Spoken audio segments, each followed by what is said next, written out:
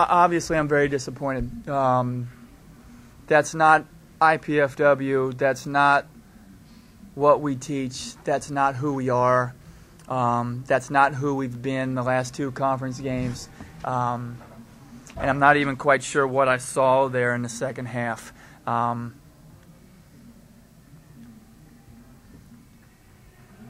We obviously have to continue to make a commitment to play defense, and we will. And that's my commitment to whoever is listening. We'll get back on track Monday, but we will start playing some defense. And I'm really just looking for 5 people to do it right now because I don't have the commitment to the defensive end, and that obviously falls on my shoulders. And we've got to get back to it and play defense start on Monday.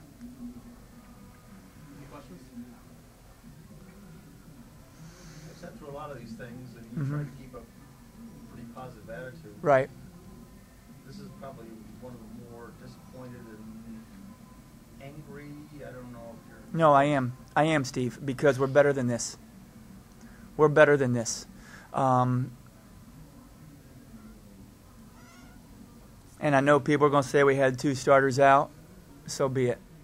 We're still better than this. We made a commitment that we were going to get back in this race, and we did get back in this race, and we let one slip away. And I'm frustrated because I didn't see a sense of urgency of how important this game was to have a 2-game lead on Oakland, and now we fell into a tie with them and still have to go to their place. So angry, frustrated, disappointed, all that. You're right. I'm not sure I've felt this way in a long time.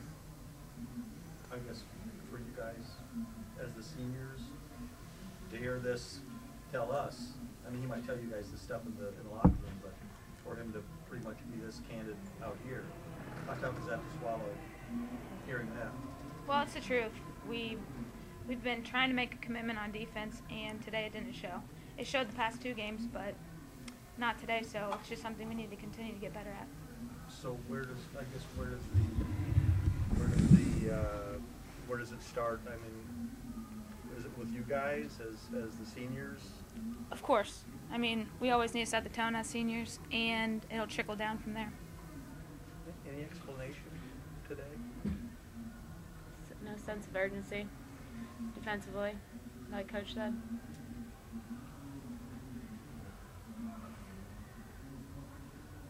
Chris, I guess you kind of addressed it with your seniors out, but how much of this happens if Stephanie's in there? Because not only were you getting, a lot of second chance points, they were getting a lot of rebounds and second chance, but also attacking you got beat off the bounce a lot. Right. And if she's under there, how much does that have? Well, I mean, obviously, it doesn't matter what team it is. If you take a first-team all-conference player out of the middle, it makes a difference. But we still feel like we have the personnel to compete and win a basketball game. And the game plan was solid. Early on, I mean, Steve, here's my frustration. We held them to 25 points in the first half. And we gave up 42 in the second. So obviously something was working in the first half. Our offense was the same.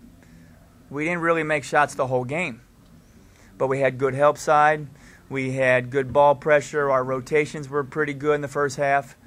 In the second half, it wasn't there. We fell asleep sometimes. We didn't talk. We let them get on a little bit of a run, and they fed off of it. So that's really where my frustration comes from. Is, does Stephanie Rosado make a difference? Absolutely. But I still know we have the personnel to win a basketball game, and we just didn't get that accomplished. Coach, it seems like you didn't go to Hagerman as much in the second half. She was successful in getting you guys some points and keeping it close in the first half. She gave you guys the lead. Is there a reason why you guys maybe didn't try and beat her? No, there's really no reason for it because we're running a motion offense, and I'm telling my players that I don't want to just focus on one person. We're going to take what the defense gives us. You've got to understand, 17 minutes is the most Mer Hagerman's ever played in a college game.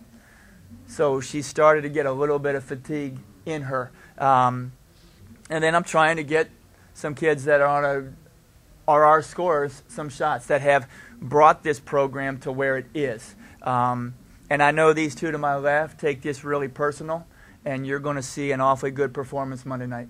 Do you feel good, though, at the same time you had some of the underclassmen stepping up and giving you some... Absolutely. Absolutely. You know, we got really good. I mean, I thought Hillary Moore did some good things as a freshman. I thought Haley Seibert came off the bench and did some good things as a freshman, and Mur Hagerman as a freshman. So we brought 3 freshmen off, and I thought they did some really good things. We just have to get off to a better start. That's all. And everybody knows that when you're a shooter, the more loose you are, the better you shoot. Knowing that Steph was out, knowing that you might have had to pick up some of that offense, does that explain some of the shooting tonight? I mean, I felt every time I shot I was loose, but a few of my shots were rushed, and I shouldn't have shot them, but just wasn't my night. Okay. Chris, it seemed like also that there were a little more forced shots tonight than I kind of remember sometimes. Well, I think what that does, Steve, is that goes to we've played the last couple games with a lineup, and now you take 2 starters out of that lineup.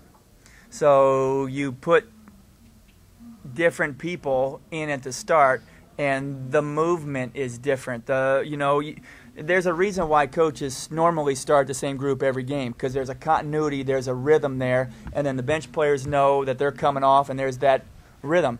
Well, today we had to start a different lineup, so then different people are coming off the bench, and Mur Hagerman plays 17 minutes. She normally doesn't play that many. Haley Seibert had to play 22. She normally doesn't play that many, and that's because we had a couple starters out, so we just could never get in a flow.